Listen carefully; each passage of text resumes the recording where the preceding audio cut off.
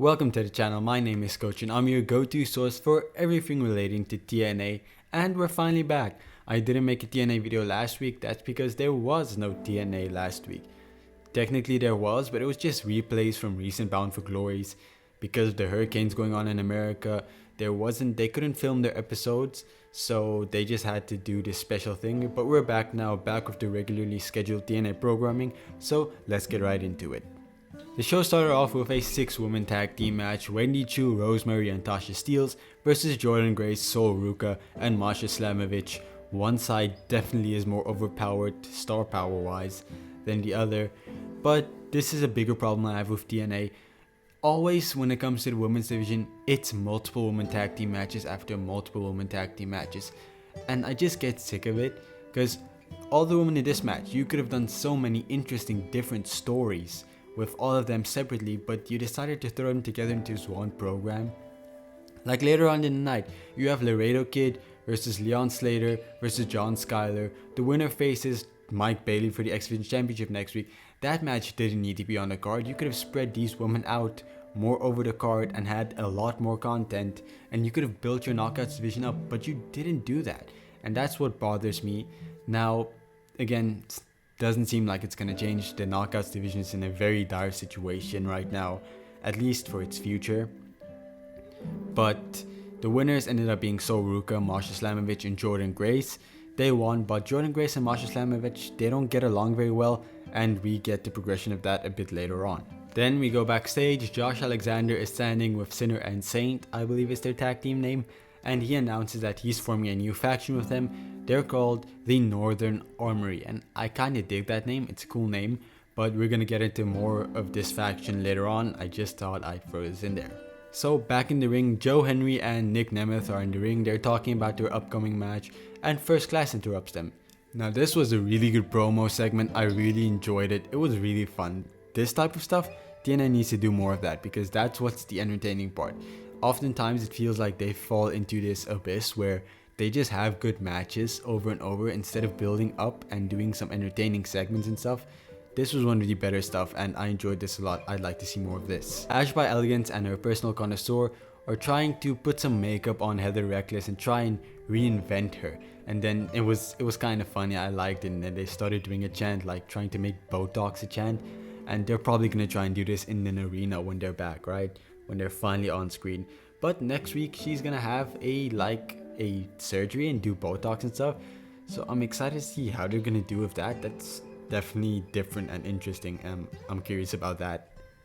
Then we have a match between Josh Alexander and Eric Young, and it's a fairly good match. Okay, here's a complaint. It's not about TNA, but it's in general. I hate picture-in-picture breaks. Like, just give me an advertisement. I hate watching wrestling like that. Like the advertisement one here and on the bottom of the screen, and then the match on the top of the screen. I hate it. Just give me an advertisement and I'll get back to the match afterwards. Stop this picture-in-picture stuff, man. But yeah, otherwise than that, it was a really good match.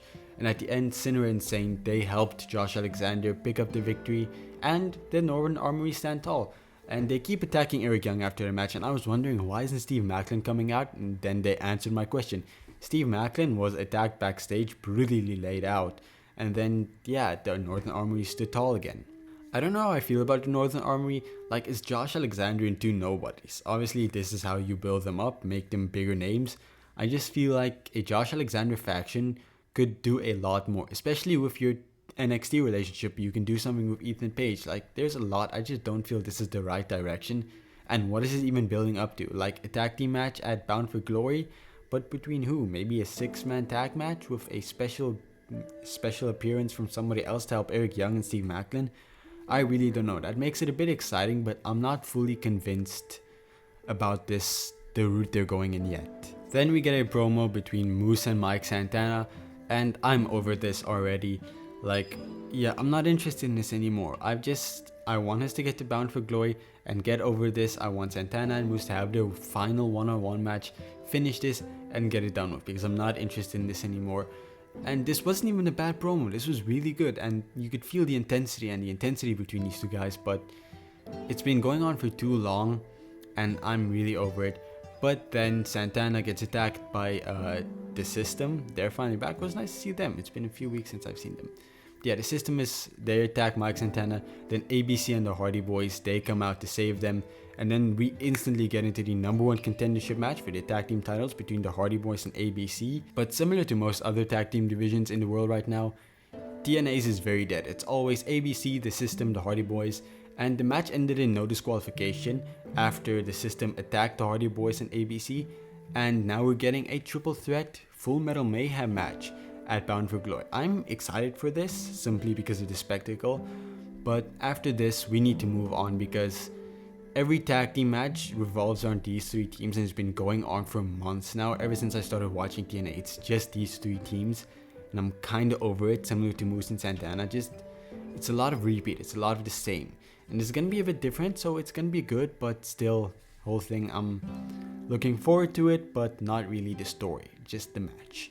And then I mentioned this earlier, Laredo Kid, Leon Slater, and John Skyler have a match, #1 contendership match. Winner faces Mike Bailey next week for the X Division Championship, and the winner is Leon Slater.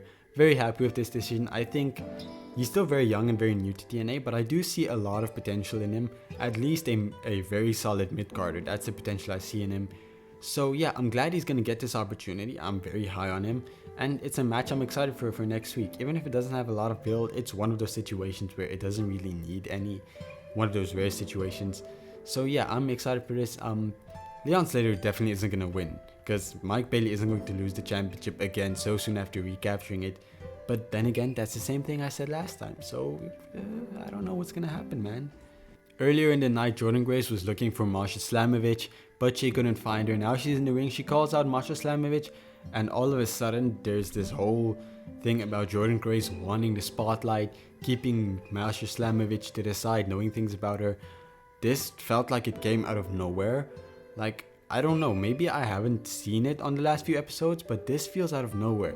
I thought they were kind of like begrudgingly friends because they're both these big ego people. But yeah, this confused me a bit. But I'm very happy for the match, and if they're putting an interesting feud there, I'm excited to see it. It just needs to be fleshed out more, because this felt like it came out of nowhere, but it's still very intriguing.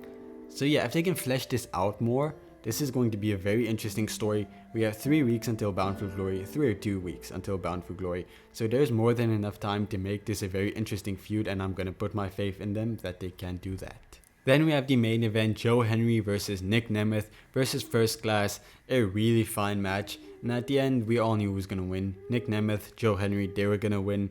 It was a very obvious result, but it was still a good match.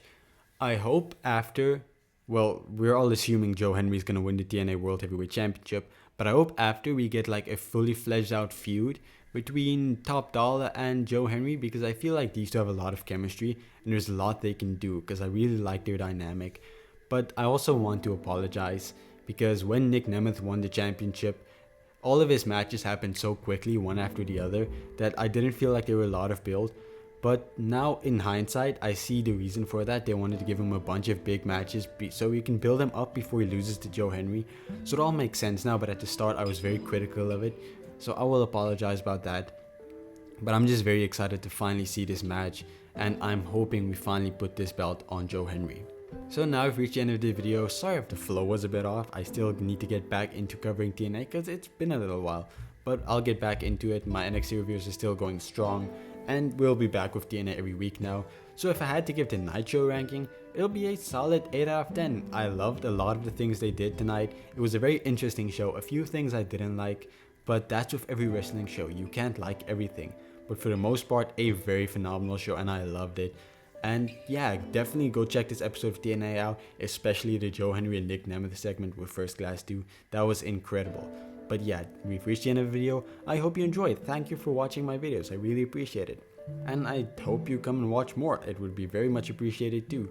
So yeah, leave a like, leave a subscribe, comment down below. I'll engage with you in the comments if you do. And I'm sending love from all around the world. And I'll see you again soon.